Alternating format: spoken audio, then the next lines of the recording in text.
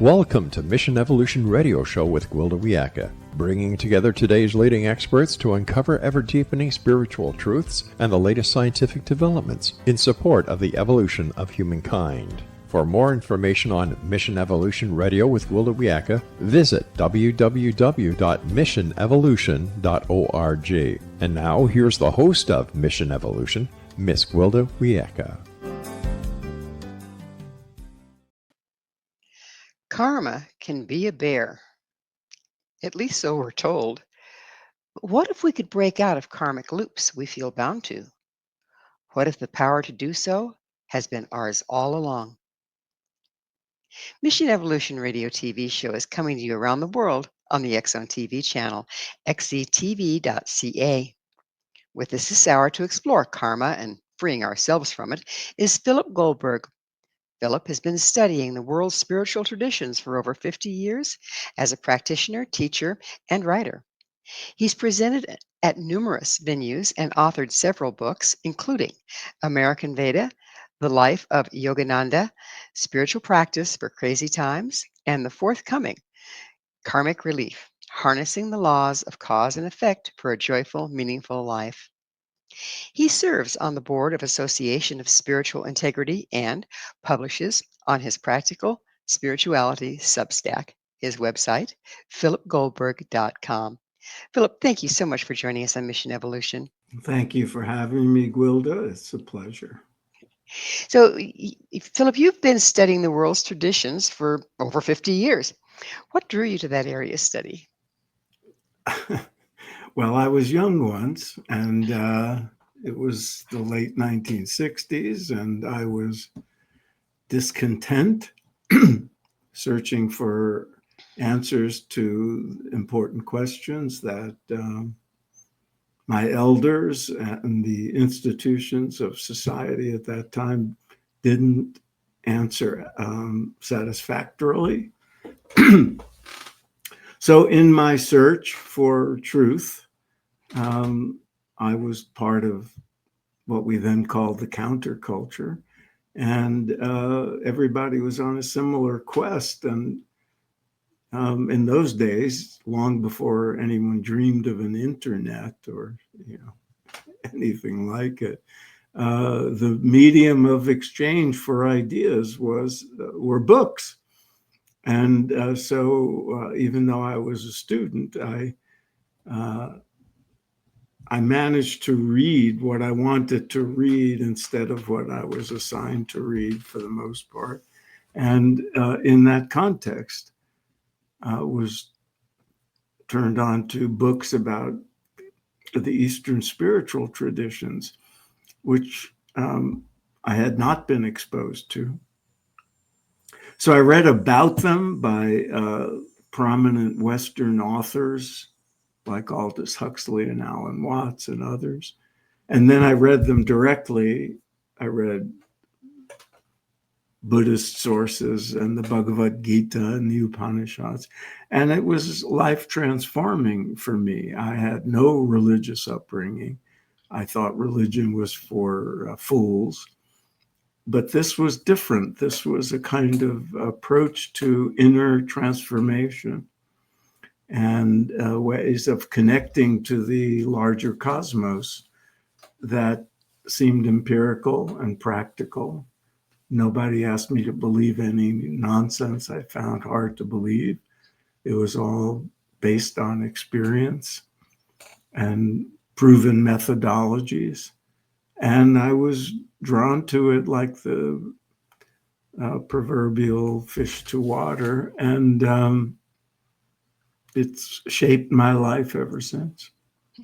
So, how has the general public's relationship to ancient spiritual traditions changed since that time? Well, I wrote, you mentioned one of my books, American Veda. That book chronicles how the spiritual teachings that were born in India and were maintained over the centuries found their way to the West, in particular America, going back a few hundred years. It was a gradual process.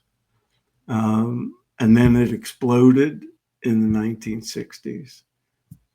during my youth, and began to permeate the culture in many ways. That's why I wrote about it. That book came out 15 years ago, and it's only more true now. It's not just the obvious yoga studios on every street corner and people, doctors and psychotherapists recommending meditation practices that were born in the East, and have many of which have been secularized for our intake. But it's also the way people understand spirituality and how they engage it in their lives.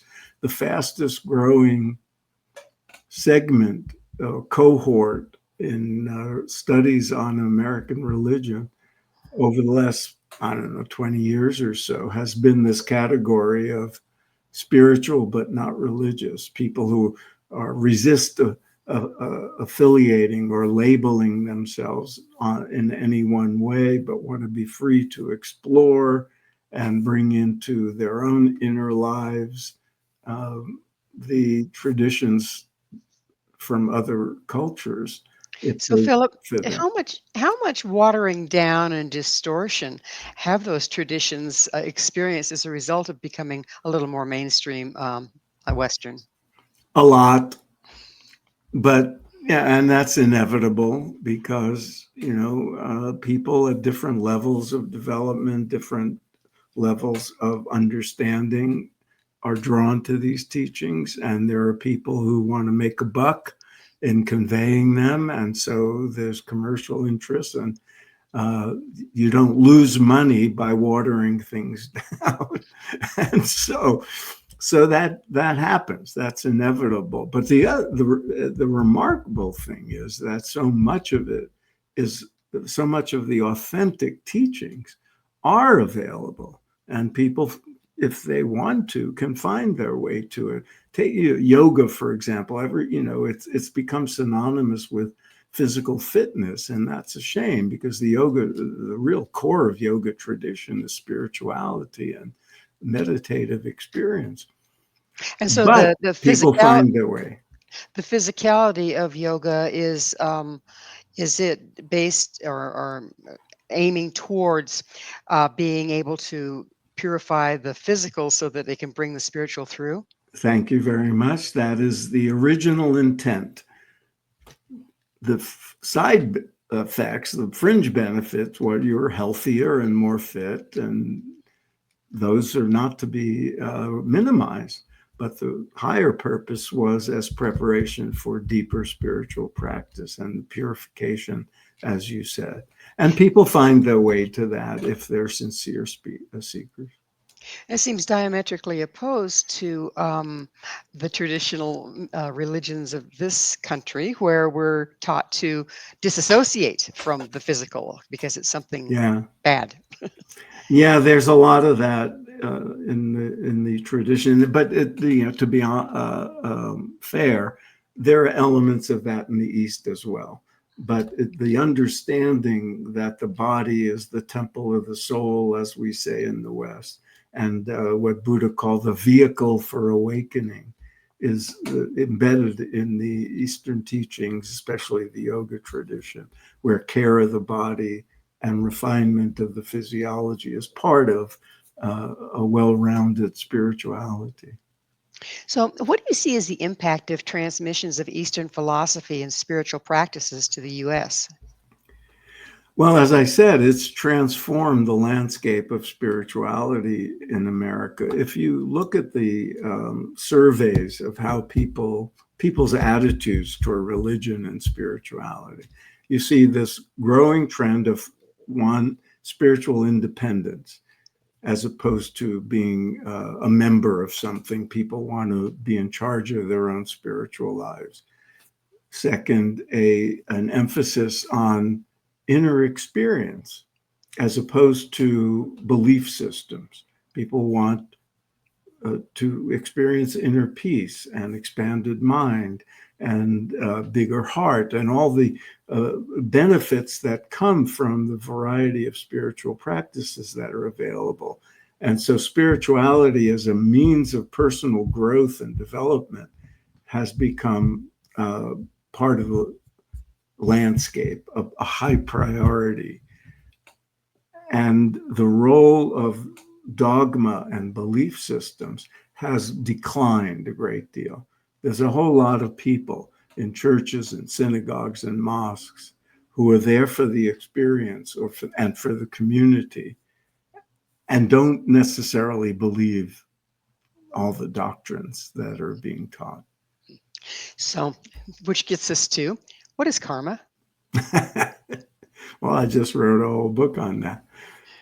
Well, the simplest answer is the word karma means action. It's simple as that. The larger meaning of karma and the laws of karma are that every action has consequences. And not just any action, but every thought has consequences. And those consequences will eventually reverberate and affect the person who's performing the action. That is, we summarize that in the West by saying things like, we reap what we sow, and what goes around comes around. But the crucial thing is nothing stays localized when you understand karma. When you understand the universe, even from the perspective of modern physics, nothing stays local. Everything has an effect. Sometimes it's obvious. If you cut somebody off on the road, and they react to it, it's sort of instant karma. You eat the wrong food, you get a stomach ache, instant karma. These things we understand. Treat someone mean, there'll be, something will come back to you pretty quickly. But there's all the rest of the things we say and think and do every day. Everything gets thrown into the pond of karma and interacts with other things, and eventually comes back to us. Not just the bad stuff. Everybody thinks about karma, like you said in your introduction, using a polite word. Karma is a bear. It's often less polite. And people think of karma as, you do something wrong, it's going to come back to you. But you do something right, and that will come back to you. That part of karma is also, present and should be part of our calculations. But that's essentially what karma means.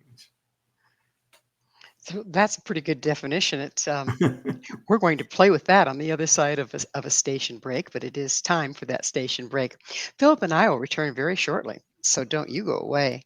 This is Mission Evolution, www.missionevolution.org.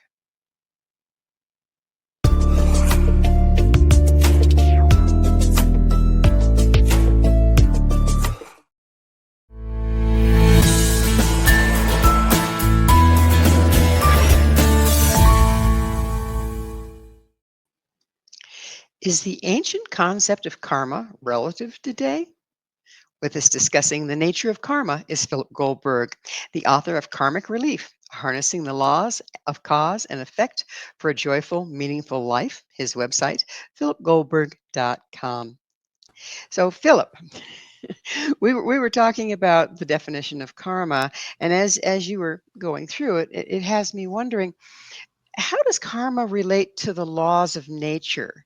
Is it directly related? Yeah, in fact, a lot of people translating or presenting karma to the West will describe it as a law of nature. The laws of nature, as they've been discovered by physics and biology and chemistry and so forth, they are called laws of nature because they are orderly, they're predictable. They can be understood by our feeble minds. Karma is a lot more complex. It doesn't boil down to easy formulas the way, the science communicates.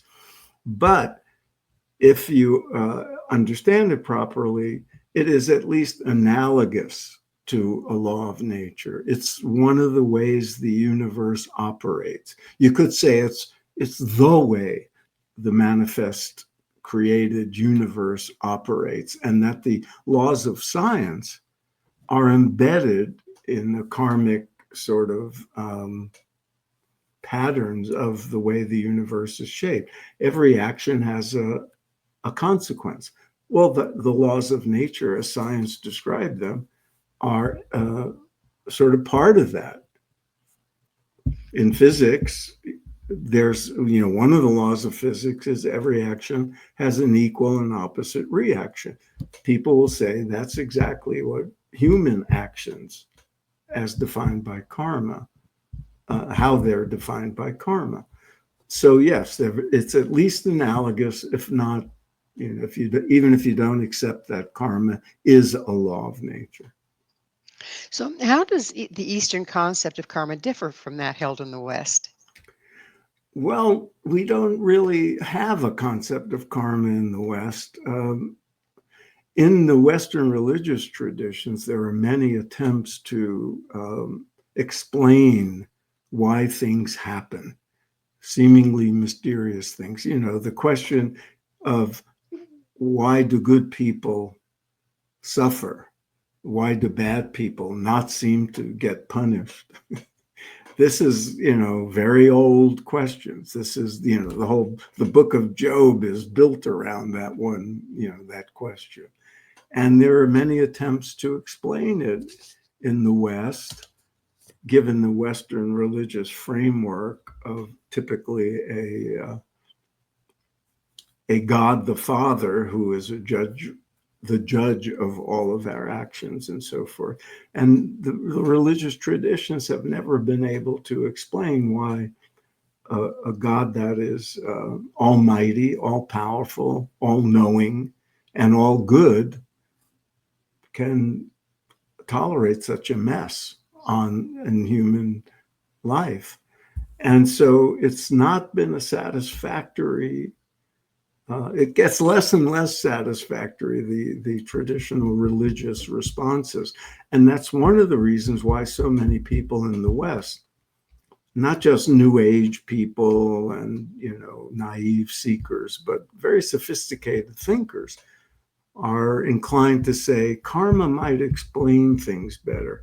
The laws of karma, we can't prove them, but if they're true, the explanation holds up. It makes more sense. And so there's an inclination to incorporate karma into Western understanding of things. It's like when we're trying to contemplate from the framework of an all-knowing, all-loving, all-controlling God, and people are puzzling over, okay, like you just said, why do bad things happen to good people and good things happen to bad people, in short? How much does that have to do with what you mentioned earlier, which is intriguing, that it's not just about what you do or say, it's about what you think or intend?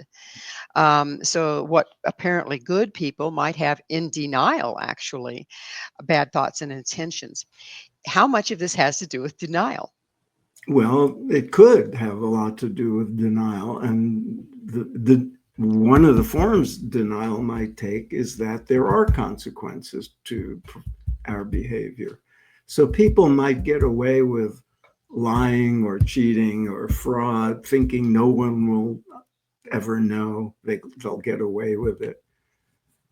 But there's two things to be said about that. One, if karma is real, it'll come back to you, even if you seem to be getting away with it at first. Second, there are subtle consequences. And one of the ways that Western thinkers and often Eastern thinkers too talk about this is anybody with a conscience who engages in deceit or lying or cheating will be to some degree burdened by this. Unless you're a psychopath or a sociopath, there'll be a part of you that's either feeling a bit guilty about it or worried that you're going to get caught. And that worry is a consequence, and that can eat away at you. So there are subtle consequences to thoughts and actions, as well as, the physical, what occurs on the physical plane. So, can we kind of gauge what kind of karma we may have been creating in denial by what's coming back at us that we're not happy with? All we can say about that is whatever happens is the result of our thoughts and actions and words in the past. That means the good stuff. Something bad happens, we think, why did this happen to me? What did I do? Something good happens, we hardly ever think of it, but we should. We say, well, I did something in the past to deserve this. This is a good thing coming back to me. But the details, exactly what was done in the past, it may not be one thing. It may not be that, this thing that just happened to me, the car accident, the falling in love, whatever it is the result of one thing I did in the past. Now, it's much more complicated than that. And it's impossible. And the Indian spiritual texts are very clear on this. Don't waste your time trying to figure it out. Like, how did this happen? Why did this happen in the past? It's much too complicated. Similarly, you do something in the present, or you're about to, predicting exactly how that's going to come back to you in the future. Our minds are incapable of this. This is way too complicated for us. But the principle that if you behave well, good things will happen in the future. If you behave inappropriately or in a immoral or unethical way, that the consequences of that will come back. Not because somebody is going to either reward or punish you, but because there's laws in effect. And so actions will bring to you something similar, something in that category. So basically, it's just the way life works. It's the way life works, but if you are conscious of it and you accept even the possibility that every action has consequences, it does change your thinking and the way you approach the world. Whereas if you dismiss it and say, there's no lawful stuff going on in the universe where I can get away with anything, well, then there are consequences. And so my bottom line is always, if you don't, it doesn't matter whether you believe in karma or not. I can't prove it to you. But if you lean in that direction, it's better to assume karma is real than to assume it's not. We'll have a better world if people think there are consequences to their actions. So you say the term karma is often misused. Would you please Yeah. explain that? Well, there are many ways it's misused. And one of them is what I just said, I alluded to, thinking it's only the negative stuff. There's a lot of pop songs about karma. Taylor Swift has one, a lot of songs about it. And most of them are in you did me wrong, now karma's going to come and get you, But the good stuff is karma too. And we must understand that if karma is real, then everything that happens is the result of the past. And everything going forward is a result of what we will contribute to the karmic balance sheet at each moment. Another misconception is that, or misuse, is that karma sometimes is misinterpreted in ways that lead to complacency or irresponsible behavior. For example, something bad happens to somebody. I've heard this myself. People say, oh, well, it's their karma. It's obviously something they did in the past. And that gets the person off the hook by dismissing somebody else's suffering as, well, it's their karma. So my response to that is, yes, it's their karma. And your reaction to it is your karma. So if you are callous and indifferent to somebody's suffering, that has consequences. If, on the other hand, you're compassionate and kind toward the person who's suffering, that will have positive karmic consequences. So that's something, to be to be on guard about in this context. So isn't taking that stance, although it must just be because of their karma, because they did something to deserve it, isn't taking that stance a form of denial? Ergo, it'll never happen to me. Yes, it can be, and it's often rooted in a misunderstanding, but it's a cop-out, in essentially, and you could say it's a form of denial, that the person in front of you who's suffering, or the person you hear about in the news, or you get an email about a friend, it's now your karma that information came to you. And how we react to that creates karma in the future. So every moment is not only a consequence of the past, it's creating the karma going forward. Well, it's time for us to take a station break. On the other side of the break, though, I would really like to talk about karma in the future. Okay. Philip and I will be right back to continue our discussion, so you stay right there. This is Mission Evolution, www.missionevolution.org.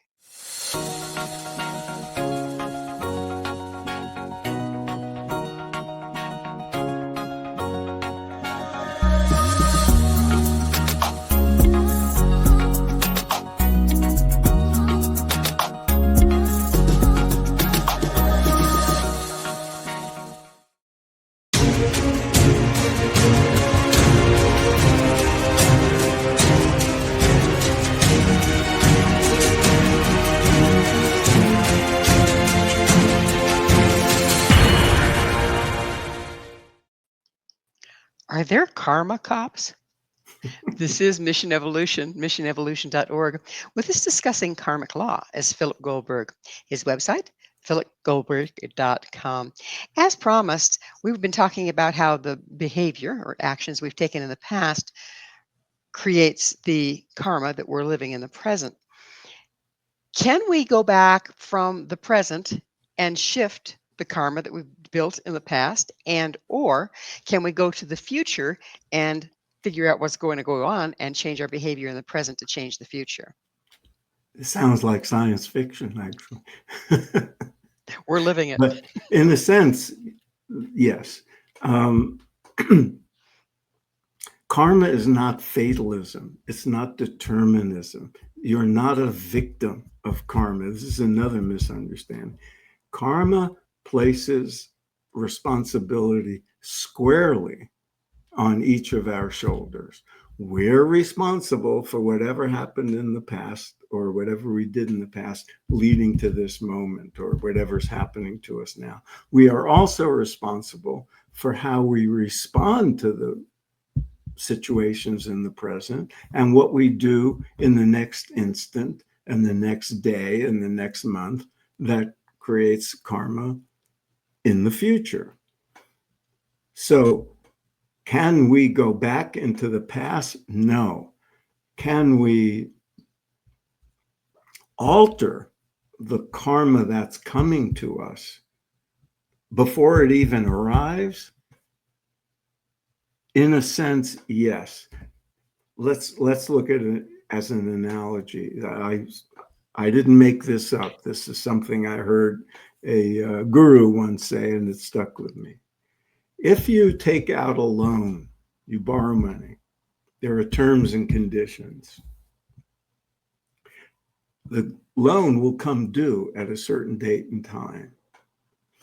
Similarly, if whatever we do in each moment is like it's a debt, especially if it's a negative thing we do, it's a debt that will have to be paid. There's no contract that says when it's going to come back, but it will come back.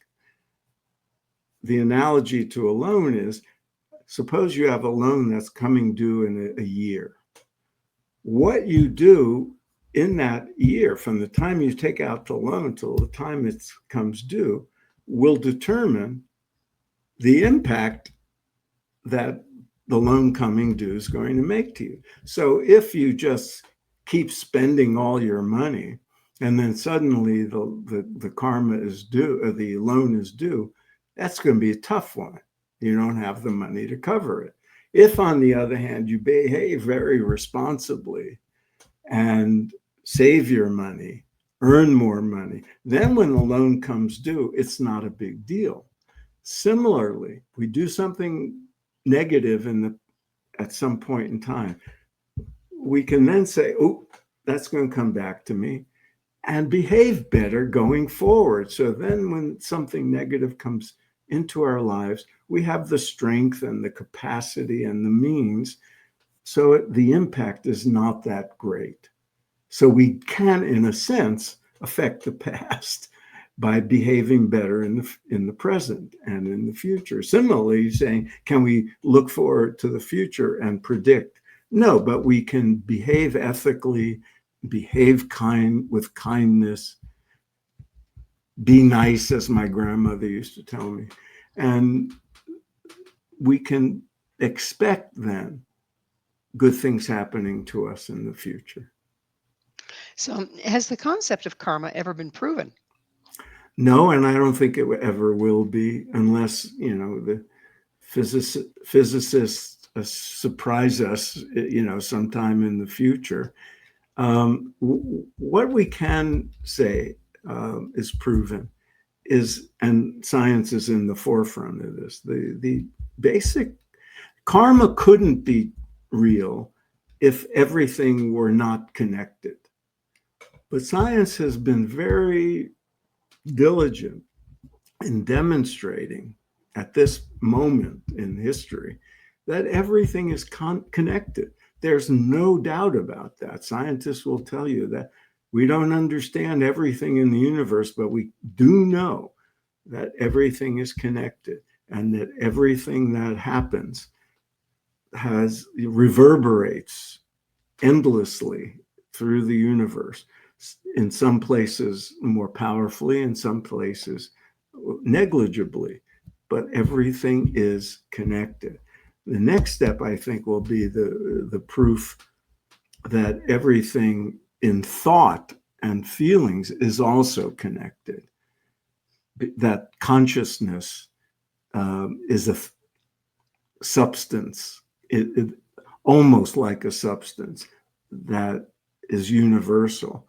And therefore, what we think has consequences, not just in determining our actions, but thinking negatively about somebody is going to have an effect on that person. Having bad intentions, that brings us back, whether science proves it or not. But the nuances of karma are such that intention matters a great deal. And we know this intuitively. It's even in the laws. If you intentionally inflict harm to someone and you're arrested, your punishment is going to be greater than if you do something by accident, involuntarily.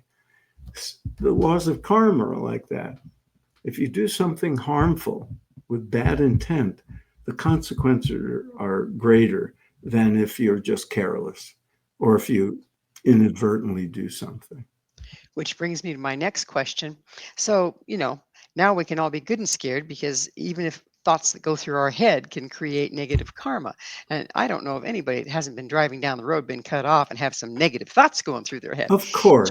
can we Of go, course. take it away, take it away, take it away? Well, yeah, you make up for it by thinking positive thoughts. And, one of the key factors to me in working with the laws of karma and creating a better karmic future for ourselves is developing a spiritual repertoire of practices that bring us a measure of inner peace and contentment, which is what meditative practices, yogic practices, mindfulness practices, prayer, all this whole repertoire that we have of spiritual practices, they're meant to change us internally. And the more we engage those on a regular basis, the more favorable our odds are of having a positive thought, of doing the kind thing, of being nice to somebody as opposed to angry or vindictive, because we're more content inside. It's an easy formula to understand because we've all experienced it. If we're tired and miserable, we're more likely to lose our tempers. We're more likely to be selfish. We're more likely to be unkind. If we're feeling content inside and happy, we're far more likely to be compassionate and nice to other people, even in thought. And so it comes to that. But yes, but the thing is, one things we want to avoid is, oh, I had this negative thought. Oh God, I'm terrible. It's going to come back and harm me. Because those are bad thoughts too, right? Whereas, oh, I'm human. I had negative thoughts. I'll try to do better in the future. That's a kinder thing to do to yourself than to, feel guilty and shame. We're human. Let's just accept that humanness. So if if we talk about the way nature works, sound, an equal but opposite sound wave will cancel out and create silence. So are you saying that if we are driving down the road and that proverbial truck cuts us off and we go into a negative place, if we stop and immediately think kind thoughts, can that kind of stop and nip it in the bud, if you Yeah. will? And that's a very well-known yogic practice. It's also in Buddhist practice. Think positively. I mean, even cognitive psychologists and self-help authors will tell you that try to shift negative thought patterns into positive ones. But there are methods for doing that. And we have to be kind to ourselves. We can't necessarily instantaneously shift. I mean, if somebody does something nasty to you and you're angry, trying to shift to, oh, I love that person. Your subconscious is going to say, oh, you're full of it.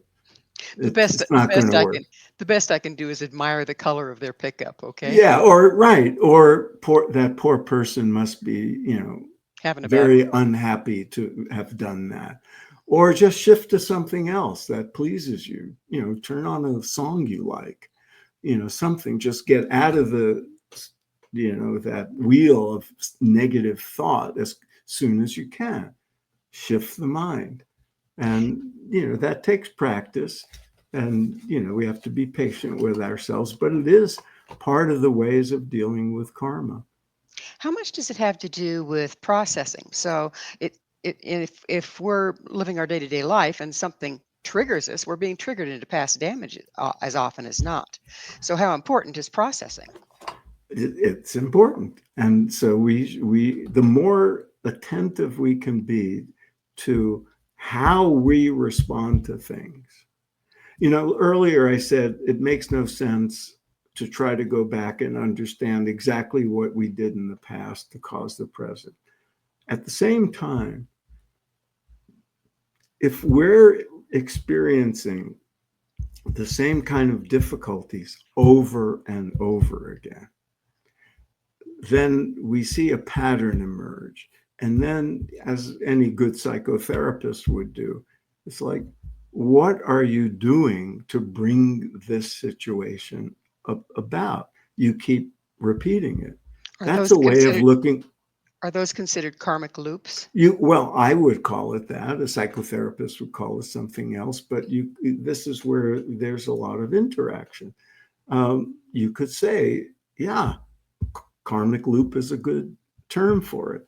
You're repeating the same mistakes. One of the things I like about the theory of karma is it's an educational model as opposed to a judicial model. It's not like there's, as you put it, karmic cops, keeping an eye on us, like, karmic police state. And it's not like there's a judge who's going to say, okay, you get this reward for that punishment for that. That's a kind of legalistic way of looking at things that it's not an accurate way of thinking about karma. Karma is more of an educational model. You do things, consequences happen, situations repeat themselves. You now have a chance to pass the test. Part of karma is whatever happens to us is there to teach us something in our spiritual growth, in our evolution, to use the word that's in the title of your program. As we evolve, we should be learning and growing. And karma is a way of reminding us of our lesson plan. This is your curriculum. We're going to have to check into the curriculum on the other side of a station break. Please stay with us as Philip and I continue to explore the modern day impact of karma. This is Mission Evolution, missionevolution.org.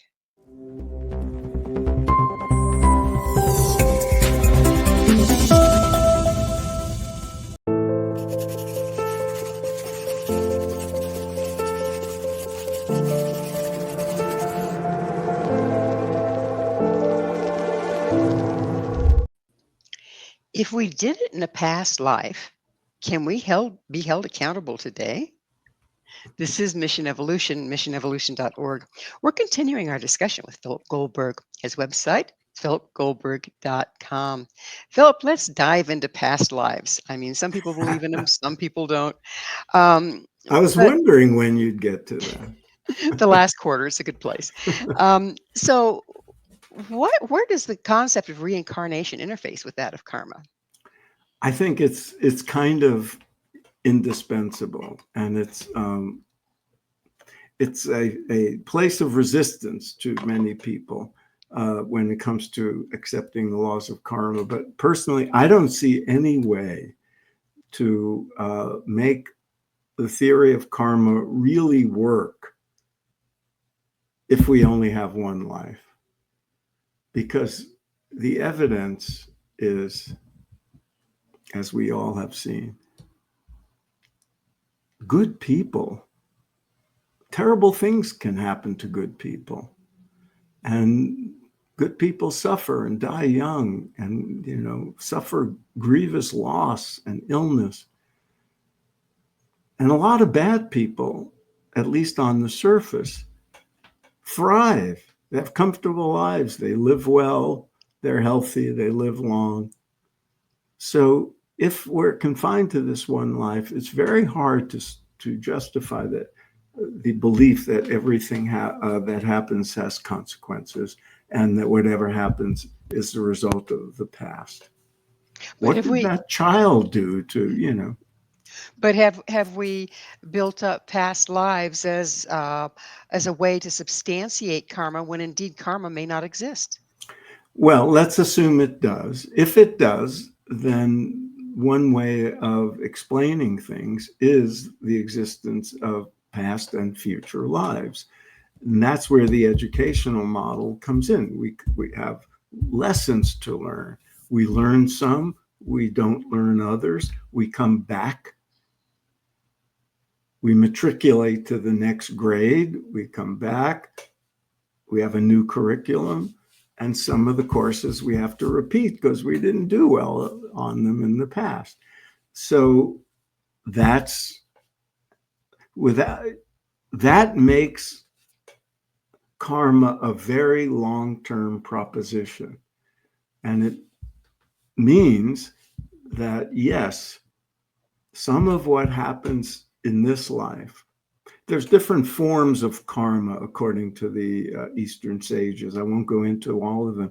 But one form is that which comes from previous lives that are going to come due in this life. They're going to the effects of those past actions will come in this life. Then it's up to us in the present to respond to them. We can't know, despite what some people will tell you, we can't know, oh, this is happening to me now because in, the Middle Ages, I was a monk and this, I did this and I had an affair with a nun. We don't know. We can't go back. We can't even go back into our childhoods and understand everything, let alone past lives. But which brings me to my next question. Most of us have no memories of our past lives, yeah, and some of our karma is accumulated in past lives. How can we hope to correct it? Because we correct everything in the present. We act in the present, wherever the causes were in the past. This is happening now. How I react to it matters. What I do going forward in this regard matters. That's where the correcting is done. We can't change the past. It's there. So one of the things that is important to us is accepting the present and not laboring too hard over why is this happening? Why is this happening? What did I do to deserve this? Right here and now, this is it. This is the lesson plan. Are you going to learn the right lessons, make the right changes in your thinking, in your actions, in your interactions with others, so that the karma in the future changes? The details are not as relevant. So, what's the best way to deal with difficulties in this lifetime if they're the result of past karma? As I said, by doing the right thing now. And one of the reactions to that we should get in the habit of having is, instead of being angry about whatever is happening, instead of endlessly trying to figure it out.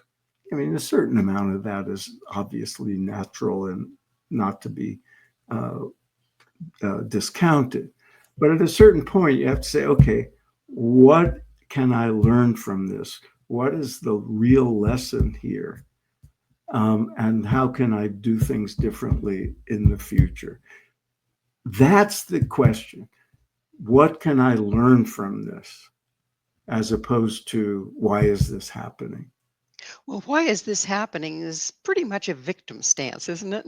And it seems like we kind of like that place. Okay. Can be. Why is this happening to me? Yes, that's the tone that becomes victim. Whereas you say, okay, why is this happening? What kind of things have I done in the past to cause this now? What can I learn? That can be a legitimate and useful thing.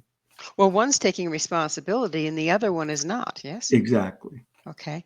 So it seems like we've been encouraged, probably through guilt and conditioning from the dogma that we've been exposed to.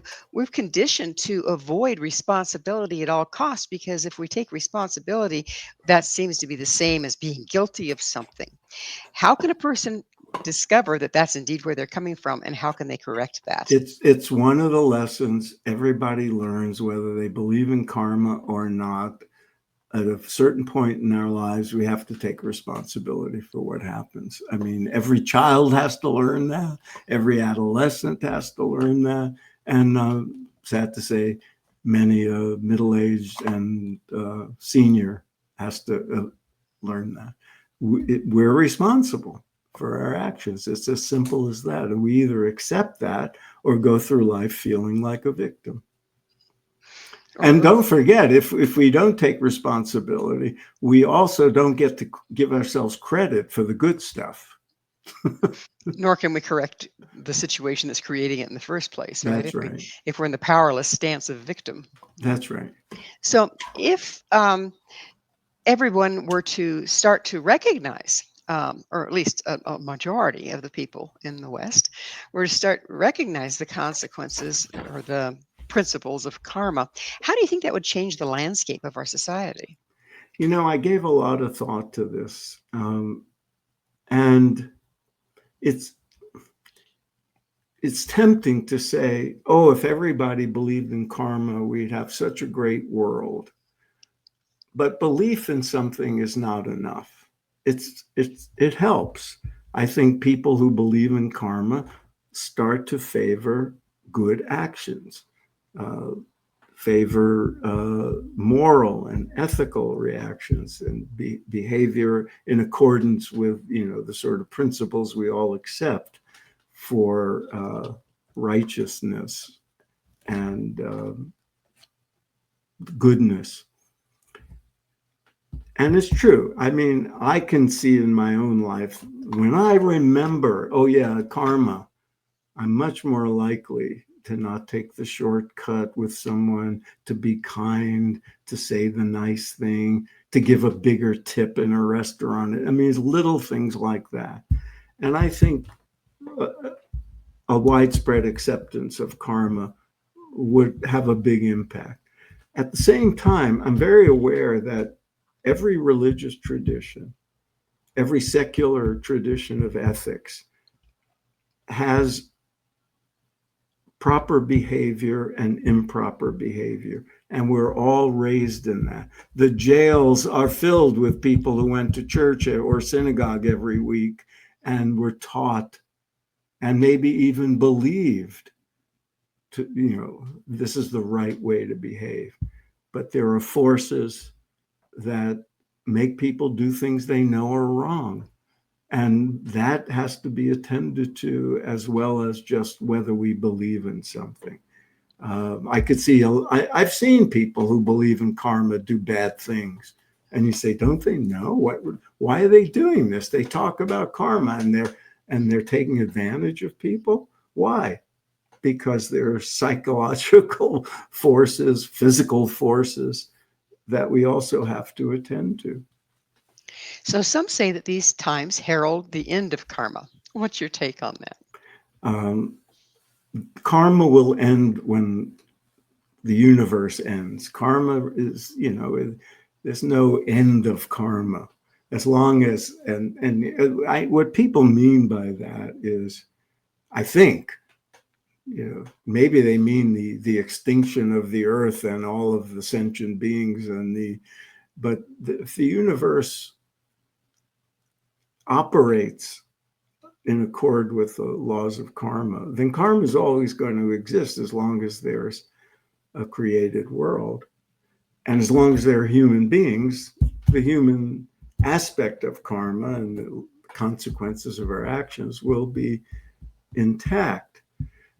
The other way of looking at it is, in those traditions that talk about karma, they also talk about advanced states of development, of awareness. We call it enlightenment, we call it liberation, we call it awakening, that transcend the laws of karma. They transcend cause and effect. They station us in the eternal, in the infinite, which is beyond karma. So individuals who attain those states and in a stable, permanent way are said to be beyond karma. At the same time, as long as they're in bodies, the bodies are subject to karma. Because, if it's thirsty, it has to drink. And if it gets an infection, it's going to, have a wound or whatever. So karma is always going to exist on that level. But on the level of the person's awareness and consciousness, there is said to be states beyond karma. And then the body in action is directed from that level instead of the level of need and lack and so forth. So that's Definitely evolutionary, isn't it? It's evolutionary. Well, unfortunately, Philip, this has been a wonderful conversation. I've thoroughly enjoyed it, and we're out of time. Thank you so much for coming on the show. It's been a great pleasure, Gwilda. Thanks for having me. My pleasure. Our guest this hour has been Philip Goldberg, the author of Karmic Relief, Harnessing the Laws of Cause and Effect for a Joyful, Meaningful Life. To find out more about Philip, where you can find his books and all he has to offer, visit his website, philipgoldberg.com. This has been Mission Evolution with Gwilda Wiyaka. For more information or to enjoy past archived episodes, visit our website, www.missionevolution.org. But please be sure to join us again right here on the X-Zone TV channel, xztv.ca, where this mission will continue, bringing information, resources, and support to our rapidly evolving world.